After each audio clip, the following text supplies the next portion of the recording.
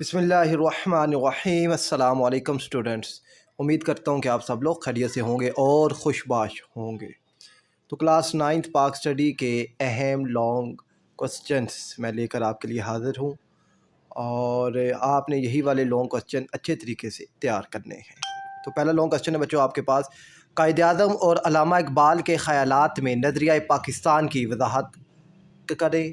دوسرا ہے بچوں، قرارداد پاکستان پر نوٹ لکھیں اور درج ذیل پہلوؤں کو بیان کریں، یعنی ان جو پہلوز ہیں ان کو مد نظر رکھتے ہوئے آپ نے قرارداد پاکستان پر نوٹ لکھنا ہے کہ پس منظر یعنی تاریخی حالات، انگریزوں کا رد عمل، اہم نکات، کانگریس کا رد عمل۔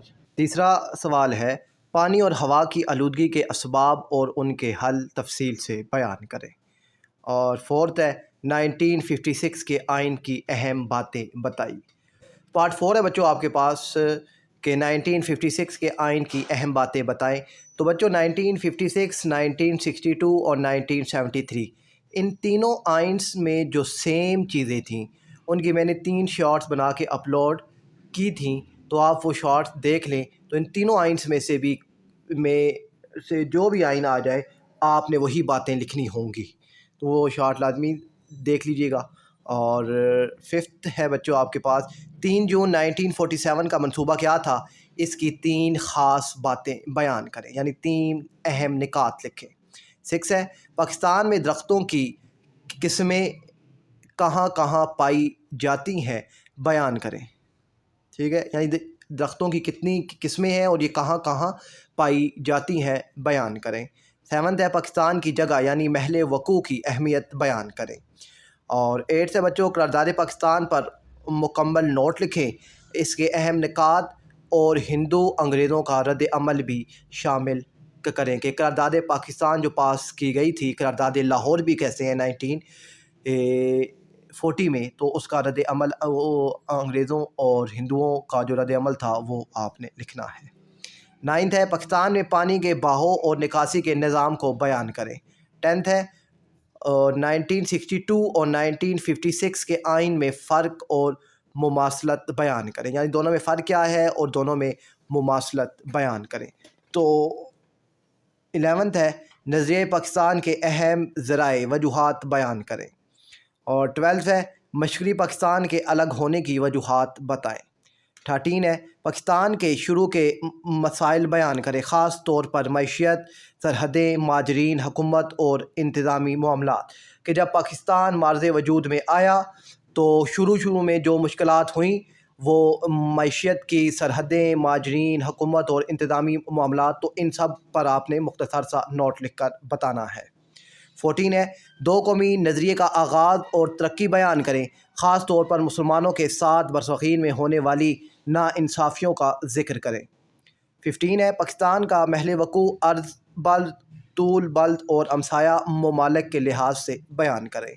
16 ہے، قرارداد مقاصد 1949 کی اہم باتیں بیان کریں، ٹھیک ہے، قرارداد پاکستان اور قرارداد مقاصد یہ 2 الگ الگ چیزیں ہیں، ٹھیک ہے، دونوں کو کمبائن نہیں کرنا۔ قرارداد پاکستان 1940 میں اور قرارداد مقاصد 1949 میں ہوئی تھی۔ اور 17 ہے، پاکستان کے بڑے بڑے موسموں والے علاقے اور ان کی خاصیت بتائیں۔